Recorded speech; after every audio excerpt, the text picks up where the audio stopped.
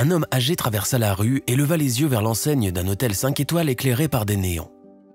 Traînant ses pieds avec lourdeur, le vieil homme ouvrit la porte et franchit le seuil de l'établissement pour se glisser dans le hall étincelant. À la réception, la réceptionniste, qui semblait s'ennuyer et parler au téléphone avec quelqu'un, ne remarqua pas immédiatement l'arrivée de l'étrange visiteur. À l'allure de celui-ci, elle pensa probablement qu'il s'agissait d'un simple vagabond qui s'était aventuré dans cet établissement haut de gamme pour demander l'aumône à l'un des hôtes. Mais lorsque le vieil homme, habillé de vieux vêtements rapiécés, se dirigea vers elle, la jeune femme se crispa immédiatement. La tenue misérable de l'étranger était complétée par un vieux chapeau, dont les bords étaient effilochés et formaient une frange à l'étrange apparence. « Bonsoir, je voudrais louer une chambre, est-ce possible ?» demanda poliment le vieil homme. Ce faisant, il sortit de sa poche un portefeuille usé dans l'intention d'en extraire quelques billets. « Nous n'avons pas de chambre libre pour le moment et nous n'en aurons pas de sitôt », déclara alors la réceptionniste d'un ton glacial en regardant avec un intérêt ostentatoire le magazine de mode se trouvant devant elle sur le comptoir. En entendant les mots et le ton de la jeune femme, les lèvres du vieil homme frémirent et des larmes perlèrent au coin de ses yeux. Puis, prenant son courage à deux mains, le visiteur âgé lut le nom de la réceptionniste sur son badge et dit « Amanda, croyez-moi, j'ai déjà beaucoup marché et je n'ai pas l'énergie pour chercher un autre endroit où me loger en ce moment. Et je vois que vous avez au moins une douzaine de chambres libres. » En parlant, le regard du vieil homme s'était porté sur la rangée de clés bien suspendues à leur place. « Mais enfin, je vous ai dit que nous n'avions pas de chambre libre pour vous. Ce n'est pas une auberge bon marché pour vagabonds ici, mais un hôtel 5 étoiles. Nous avons une réputation à défendre et nous ne pouvons pas nous permettre d'accueillir des gens à l'allure suspecte. » La phrase du vieil homme semblait avoir mis Amanda dans une rage indescriptible. « Alors, allez chercher le directeur. Je n'ai pas pu me reposer depuis longtemps déjà et tout ce que je demande, c'est que vous me donniez n'importe quelle chambre, même la pire que vous avez, » répondit le vieil homme d'une voix brisée. À ce moment, le supérieur d'Amanda se présenta à la réception et demanda ce qui n'allait pas. En le regardant d'une façon fort significative dans les yeux, Amanda donna à Howard Smith un aperçu rapide et général du problème. L'homme comprit rapidement la situation et pointa immédiatement son doigt vers la porte en regardant le vieil homme. À sa grande surprise, le visiteur âgé refusa catégoriquement de partir, faisant appel à la conscience du personnel qui refusait toujours d'appeler le directeur de l'hôtel. Afin de mettre fin au scandale, Howard Smith fit alors venir le portier qui attrapa le vieil homme par le bras et le traîna en direction de la porte. « James, attends, fais-le sortir par la porte de derrière. Nous ne voudrions pas que ce clochard fasse fuir les clients, » déclara M. Smith d'un air détaché. Docilement, le portier conduisit le vieil homme dans l'arrière-salle où il tomba nez à nez avec Betty, qui était plongeuse à l'hôtel.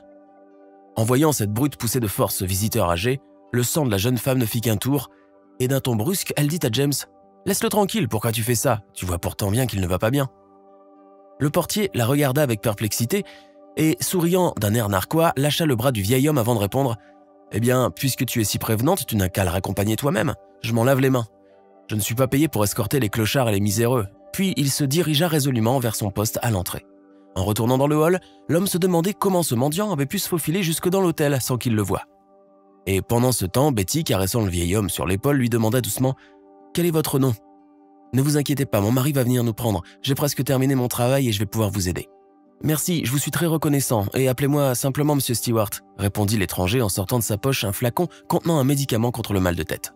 Pendant ce temps, un autre membre du personnel de l'hôtel, voyant Betty en compagnie du vieil homme en haillons, ne peut s'empêcher de faire une blague. « Betty, je comprends bien que ton mari n'est pas ce qu'il y a de mieux, mais avec un amant pareil, tu n'iras pas bien loin.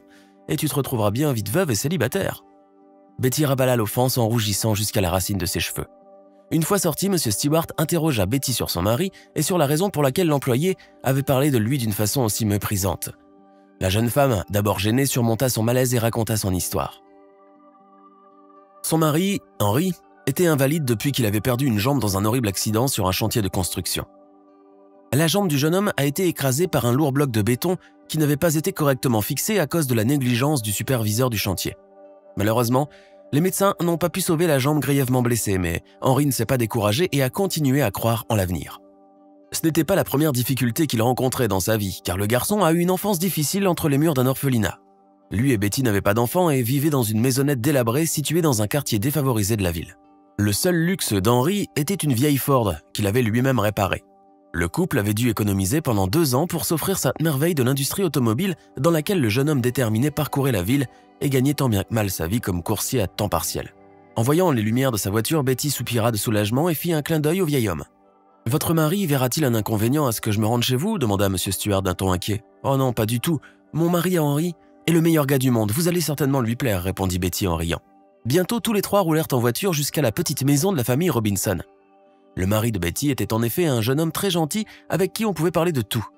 À la surprise de M. Stewart, Henry ne se plaignait pas du tout de son sort, même si, en raison de son accident, son dos était une source constante de douleur. La soirée passa rapidement, et l'invité du couple Robinson se rendit compte qu'il n'avait pas passé un aussi bon moment depuis longtemps. Malgré les protestations du vieil homme, Betty et Henry le persuadèrent de rester pour la nuit. Le lendemain matin, M. Stewart se réveilla aux premières lueurs du jour et, sans attendre, fit une demande très étrange à Henry. Le vieil homme, regardant celui-ci dans les yeux, lui demanda de le ramener à l'hôtel même, d'où il y a quelques heures à peine, il avait été honteusement expulsé. Même s'il ne comprenait pas le but de la démarche, Henry accéda à sa demande immédiatement. Une fois qu'ils furent arrivés devant le bâtiment de l'hôtel, le vieil homme sortit de la voiture et se dirigea d'un pas décidé vers la porte arrière, qui lui était déjà familière. Dans le hall, il tomba nez à nez avec Amanda, qui tentait de plaire au directeur de l'hôtel.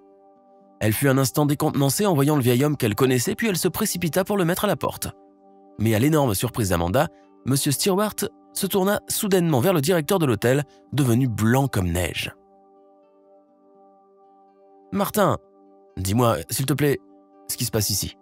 Crois-tu que je t'ai nommé directeur du personnel pour que tu laisses régner ici l'arbitraire et la grossièreté? Et moi qui voulais te confier la responsabilité de plusieurs de mes hôtels à New York, déclara avec emphase le vieil homme qui était en fait le propriétaire d'une vaste chaîne d'hôtels. » Ne sachant pas quoi dire, Martin et Amanda s'excusèrent en souriant modestement pendant que M. Stewart continuait. « Hier, vous n'avez même pas pris la peine d'écouter un client qui vous demandait de l'aide. Dans notre métier, ce genre de comportement est parfaitement inacceptable. Vous n'avez pas de cœur ni de compassion, donc à compter de demain, vous et toute l'équipe, vous êtes renvoyés. Que je ne vous vois plus dans mon hôtel. Je ferai une exception pour Betty Robinson, pour laquelle vous n'avez pas trouvé de meilleur poste que celui de plongeuse, conclut le propriétaire en désignant la porte d'un geste ferme. Le fait est que M. Stewart avait déjà reçu à plusieurs reprises des plaintes provenant de clients insatisfaits du service de l'hôtel. Préférant ne pas s'en tenir aux rumeurs, il avait décidé d'enquêter lui-même. Et c'est pourquoi l'homme d'affaires s'était habillé de cette façon et avait joué la comédie afin d'en avoir le cœur net. Et le lendemain, un bel homme bien vêtu se présenta chez Henry et Betty Robinson, avec un volumineux sac de papier dans les mains. D'une voix agréable, l'homme déclara qu'il était l'avocat de M. Stewart. Et il poursuivit en ajoutant qu'il était porteur de nouvelles qui les rendraient sûrement heureux. M. Stewart avait payé un traitement de 3 mois pour Henry et commandé 3 prothèses de la meilleure qualité pour lui. De plus, l'homme d'affaires reconnaissant avait acheté à Robinson une maison confortable dans un quartier huppé, de même qu'une voiture de luxe. En entendant Betty dire qu'il ne méritait certainement pas des cadeaux aussi coûteux, l'avocat répondit simplement « Pour M. Stewart, tout cela ne représente qu'un grain de sable dans le vaste désert, alors que pour lui venir en aide dans une situation difficile, vous lui avez offert tout ce que vous aviez. Et croyez-moi, pour lui, c'est quelque chose qui n'a pas de prix. Alors, profitez de tout cela et surtout, restez toujours aussi humains. » Betty et Henry, qui n'en revenaient toujours pas de leur bonheur, regardèrent l'homme pendant un long moment et remercièrent mentalement M. Stewart, mais aussi le destin pour avoir mis sur leur chemin un si gentil magicien.